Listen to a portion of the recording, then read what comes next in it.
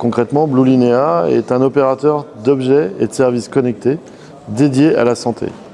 Concrètement, nous accompagnons aujourd'hui plutôt des seniors au cours de leur retraite et au cours de différentes phases de leur vieillesse, de leur passage dans cette nouvelle dimension pour eux. Alors, nous sommes opérateurs d'objets connectés. Nous ne fabriquons pas les objets connectés. Non, ce n'est pas le sujet. En fin de compte, on a bien évidemment sélectionné des objets, mais on a fait en sorte que la technologie devienne un service disponible sous forme d'abonnement. Ça veut dire quoi? Ça veut dire qu'on s'est surtout intéressé aux usages.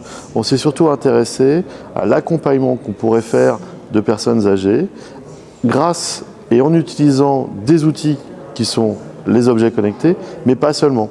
C'est-à-dire qu'on s'est intéressé à ce que les informations qui remontent de ces objets connectés soient partagées avec des psychologues, par exemple, dans un certain cas, et soient commentées et intégrées par ces personnes qui vont les porter durant 3 mois, 6 mois, un laps de temps assez mesuré, pour que ça les amène à avoir une prise de conscience sur eux-mêmes, leur façon de vivre, leur façon de dormir, leur façon de vivre le jour, et pour qu'elles puissent ainsi prendre conscience que concrètement, il y a plus d'une petite chose à faire par jour pour qu'éventuellement on puisse ralentir leur perte d'autonomie. Quasiment aucun objet connecté dédié à la santé n'est considéré comme étant un dispositif médical. C'est pas anodin. Ça veut dire que concrètement, les données qui sont issues, même si elles sont qualifiées de données de santé, n'ont pas bénéficié de toute une labellisation, accréditation, pour qu'on puisse s'appuyer sur ces données de manière avérée dans le cadre d'un traitement médical, dans le cadre de la production de soins. C'est pas anodin. Je pense que la plupart des fabricants d'objets connectés doivent désormais faire ce travail, transformer ces objets connectés en dispositifs médicaux connectés. Et ça sera intéressant parce qu'à ce moment-là, on pourra s'appuyer sur ces données de manière beaucoup plus certaine. Aujourd'hui, on est dans ce qu'ils appellent le Quantified Health, Quantified Sales. C'est-à-dire, on peut soi-même avoir un petit tableau de bord sur son smartphone, regarder ces données, pourquoi pas.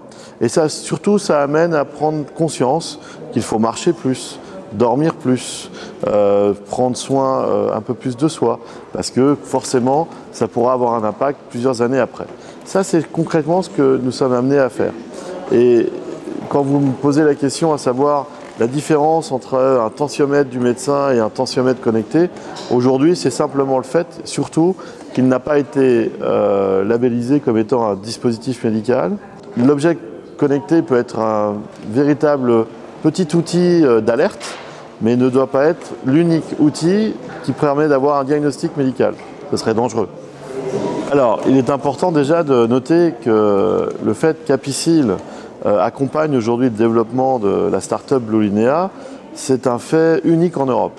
Un groupe de protection sociale qui est à la fois une caisse de retraite et une mutuelle santé qui investit dans une entreprise qui opère des objets connectés.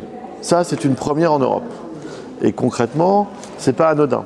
C'est pas anodin parce qu'ils ont compris, par l'intermédiaire d'un observatoire qu'on a développé ensemble l'année dernière, de toute l'efficience qu'on pouvait avoir, non pas sur l'objet connecté, mais sur l'objet connecté, plus un accompagnement psychosocial, qu'on pouvait véritablement influencer des habitudes de vie, on pouvait influencer une population pour qu'elle prenne soin d'elle un peu plus.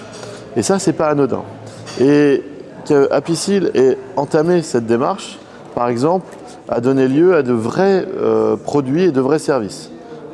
Un exemple simple, on commence à déployer des petites valisettes où dedans il y a un petit tracker d'activité pour gérer les nuits et les journées, pour les suivre, de personnes retraitées, et avec 3 mois d'accompagnement psychosocial. Ça, c'est délivré à des retraités qui sont à M+4, c'est-à-dire qu'ils sont à 4 mois de la retraite.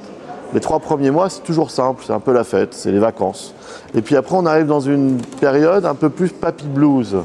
Et concrètement, on a beaucoup de salariés, quand ils deviennent retraités, qui ont besoin de reprendre un second souffle, de se réinventer, de prendre conscience de comment utiliser leur journée, leur temps. C'est là où en France, par exemple, on a des pics sur les divorces, sur les suicides et des pics de consommation de soins.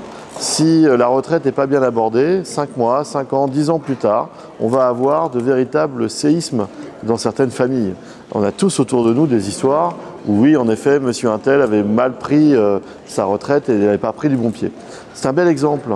Apicil nous a demandé d'accompagner des retraités et de pouvoir ainsi véritablement leur apporter un bienfait dans cette prise de conscience et dans comment aborder la retraite.